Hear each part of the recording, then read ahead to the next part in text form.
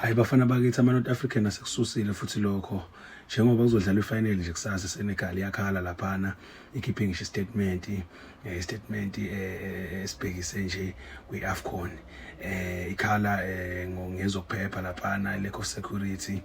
ngesikhathi befika le kwi-city lenkulu okuzobe hostelwa kuyona ifinal eRabat baphinde bakhala ngendawo yokuhlala ayikho kahle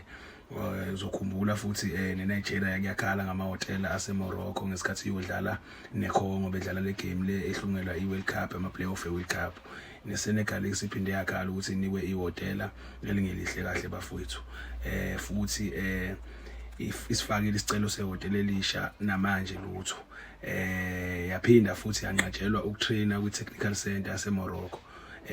okuyisenta lapho khona abadlali nocoach abathola yonke imaterial ukuthi beyiqeqeshele noma beyilungiselele igame esuke izoba nkulu more especially zikhona ke lezi zinto eEurope siyazi ukuthi abadlali beSenegal badlala eEurope kakhulu abaningi bakhona so bancishiwe lelo lungelo labo lokuthi bethola technical center ezokwazi ukubaqeqesha kahle beyilungiselele nje kahle ukuze bethi bebheke ifinal kusasa bazi yonke into ukuthi fanele ihambe kanjani baphinda futhi kufakeni leso sicelo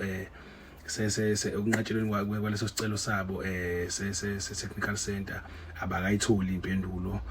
ukuthi kahle kahle kungani futhi indaba benganikwa okunye ke bafowethu abalandeli beSenegal amathikithi kunzima ukuthi bawathole impela ba-offerishwe i-VIP ewu2 bese i-VIP abanayo indlela yokuyithenga njengoba kade kwenzeka kwi-semi-final emva kwalokho bafowethu okunye futhi okwenzakalile istate saseMorocco sithengela abalandeli abaningi amathikithi lokho kuzokwenza ukuthi kahle kahle kumanipulate ama-stands vele obvious ngoba iMorocco ihostile fanele bebe baningi abalandeli kodwa phela abalandeli abangabe baningi ngokuthengelwa amathikithi abayithengele bona abafowethu so ke yabo nje ikhalwe iningi impela iSenegal impela ngathi bafuna ukuyibamba ngophondo